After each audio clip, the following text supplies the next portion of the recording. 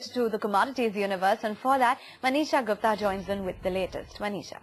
Well, thank you for that, Awan. We have seen a bit of a disappointment come into commodities as Fed has failed to come out with any kind of a stimulus there. So you have gold prices which have gone down to 1598 as well. At this point, just about holding 1600. Remember, we did see levels like 1637 as well ahead of the Fed meeting on hopes of those stimulus. There is a bit of a decline in copper as well, but that one is trading off its 1 week lows. The markets are expecting some action to come in from ECB, and that in turn is supporting the industrial commodities right now. How do you trade all of them? For that, let's go across to Hitesh Jain. He's from IIFL and he joins us live on the show. Hitesh, hi, welcome. How are you looking at the crude prices, especially because the US inventories have declined quite sharply, but Fed not doing anything? So it's really a contradictory fundamental for the prices.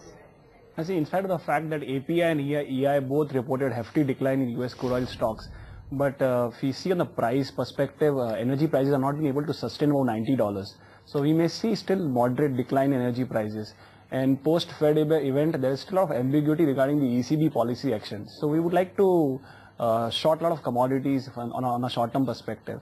As far as crude on an intraday idea basis, we would prefer to sell crude August at 4980, the target of 4910 and a stop loss of 5020.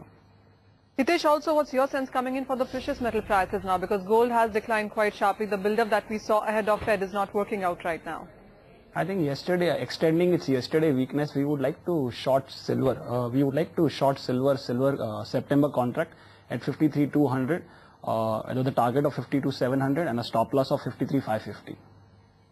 All right, Hitesh, we'll let you go at that. Thank you so much for joining us. That's the view coming in from IIFL for today, shorting whole host of those commodities and specific strategies coming in for crude and silver for the day today. With that, it's back to you, Megha.